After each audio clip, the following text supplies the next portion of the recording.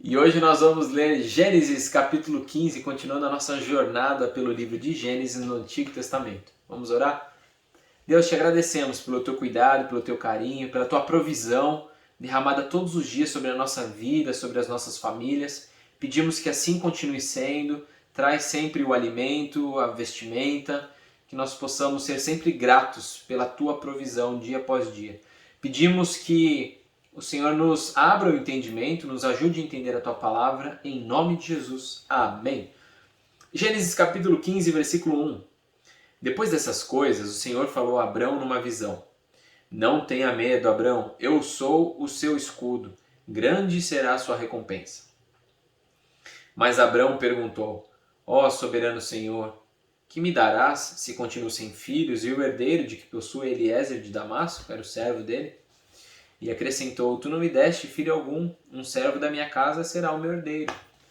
Então, não sei se era tanto uma forma de lamento, uma forma de perguntar através de uma afirmação, mas era o que Abrão tinha ali na mão. Ele tinha um servo e ele não tinha filhos, falou que Sarai era estéril, então para quem queria passar a bênção, seria para Eliezer.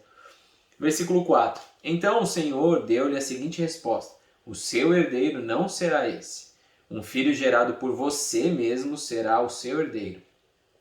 Levando-o para fora da tenda, disse-lhe, olhe para o céu e conte as estrelas, se é que pode contá-las. E prosseguiu, assim será a sua descendência.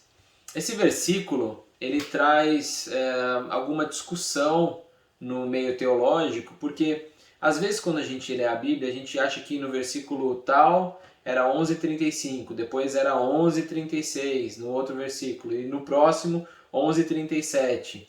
Então a gente acha que é tudo numa sequenciazinha, a gente pode entender que entre alguns versículos e outros se passou um dia, não era a mesma visão, ou, bom, pode ter passado algumas horas. A questão é que tem gente que diz, por causa do versículo 12, que teve o pôr do sol no versículo 12, então quando Deus chama Abrão para fora da tenda, no versículo 5, está de dia. Então ele sai da tenda e fala assim, olha para o céu. E de dia a gente não consegue ver estrela nenhuma. E aí fala assim, né, se é que você pode contar, porque não estava dando para enxergar nada. Bom, há essa interpretação, mas a que eu mais gosto é entender que houve uma distância de tempo ao longo dessas falas, ao longo dos acontecimentos. E se Deus está mandando Abrão sair da tenda e olhar as estrelas do céu e está falando que a descendência dele vai ser numerosa, eu entendo que Abrão viu milhares e milhares de estrelas, incontáveis estrelas, por isso que Deus pergunta se é que você pode contar, e aí, diante dessas incontáveis estrelas, assim vai ser a sua descendência. Assim como Deus fala da areia do mar também. Bom, versículo 6. Abrão creu no Senhor e isso lhe foi creditado como justiça. Disse-lhe ainda, eu sou o Senhor que o tirei de Ur dos Caldeus para dar a você essa terra como herança. Perguntou-lhe Abrão, ó soberano Senhor, como posso saber que tomarei posse dela? Respondeu-lhe o Senhor, traga-me uma novilha, uma cabra e um carneiro, todos com 3 anos de vida, e também uma rolinha e um pombinho. Abrão trouxe todos esses animais, cortou-os ao meio e colocou cada metade em frente à outra. As aves, porém, ele não cortou. Nisso, as aves de rapina começaram a descer sobre os cadáveres, mas Abrão as enxotava. Coisa, né? Deus pede o sacrifício para Abrão, pede esses animais, Abrão prepara tudo e parece que há um tempo aí até Deus aparecer, porque dá tempo de ele cortar os animais estarem ali, e de repente as aves de rapina estão em volta, de repente Abrão poderia perguntar, onde é que Deus está, né? E Abrão estava lá cuidando do sacrifício. Versículo 12. Ao pôr do sol, Abrão foi tomado de sono profundo, e eis que vieram sobre ele trevas densas e apavorantes. Então o Senhor lhe disse, saiba que os seus descendentes serão estrangeiros numa terra que não lhes pertencerá, onde também serão escravizados e oprimidos por 400 anos. Deus já estava falando a respeito do Egito. Mas eu castigarei a nação a quem servirão como escravos, e depois de tudo sairão com muitos bens. Você, porém, irá em paz aos seus antepassados, e será sepultado em boa velhice. Na quarta geração, os seus descendentes voltarão para cá, porque a maldade dos amorreus ainda não atingiu a medida completa. Como se existisse um cálice de ira de Deus, e a maldade fosse acumulando dentro do cálice até que o juízo fosse trazido sobre o povo, sobre essas pessoas. Versículo 17. Depois que o sol se pôs e veio a escuridão, eis que um fogareiro esfumaçante com uma tocha acesa passou por entre os pedaços dos animais. A teologia vai chamar a aliança que aconteceu nesse capítulo 15 de Gênesis de aliança abraâmica. E o que era essa aliança dos animais cortados no meio? Era uma aliança onde as pessoas, quem estava fazendo a aliança, os dois, passavam no meio dos animais e estabeleciam ali a sua aliança. Há quem diga que aconteça comigo o que aconteceu com os animais se eu não cumprir. Ou simplesmente eles estão estabelecendo a aliança e se um dos dois quebrar, a aliança não vai valer mais. Então o que Deus está dizendo ali?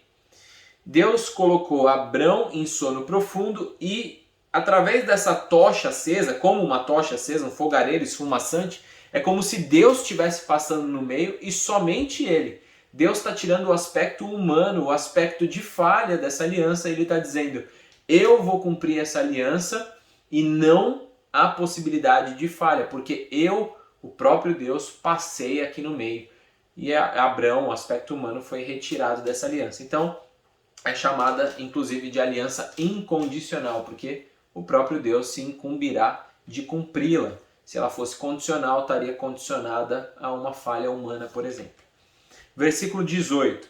Naquele dia o Senhor fez a seguinte aliança com Abrão. Aos seus descendentes dei essa terra, desde o ribeiro do Egito até o grande rio, o Eufrates, a terra dos queneus, dos quenezeus, dos cadmoneus, dos hititas, dos ferezeus, dos refaíns, dos amorreus, dos cananeus, dos girgazeus e dos jebuseus. Um monte de povos. E a reflexão que eu gostaria de trazer hoje é justamente sobre esse aspecto de Abrão ter preparado o sacrifício que Deus pediu para ele e parece que nesse meio tempo Deus tinha sumido. E nesse meio tempo que é uma incógnita ali, o sacrifício já está pronto e Abrão está esperando, chegam as aves de rapina para estragar aquela preparação da aliança, algo muito importante. O que poderia ser esse sacrifício, algo que Deus pede para mim e para você?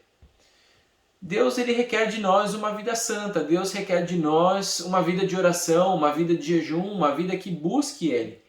E nós buscamos viver dessa maneira, às vezes você está buscando, você está orando, você está jejuando, mas pode parecer que Deus sumiu, que Deus se ausentou. E é nessa hora que eu e você nós temos que ter fé, nós temos que continuar e tomar conta do nosso sacrifício, daquilo que nós estamos oferecendo para Deus, que é a nossa vida, é o nosso ser, a nossa forma da gente viver.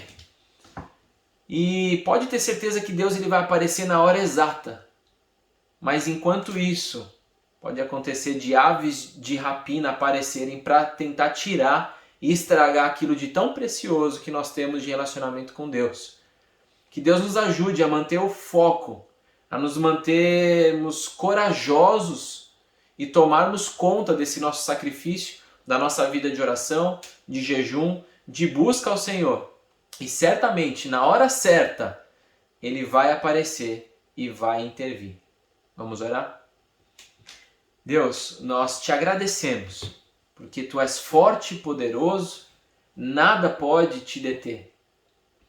Pedimos, Deus, que o Senhor aumente a fé no nosso coração. Às vezes duvidamos, às vezes questionamos e não entendemos os Teus planos.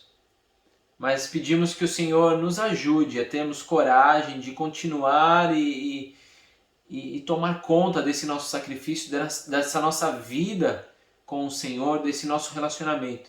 tendo a certeza de que o Senhor não se ausentou, o Senhor está bem perto, só esperando o momento certo para que fale aos nossos corações e nós enxerguemos a tua glória e o teu poder. Em nome de Jesus. Amém. E Deus te abençoe. Te vejo amanhã, Gênesis capítulo 16.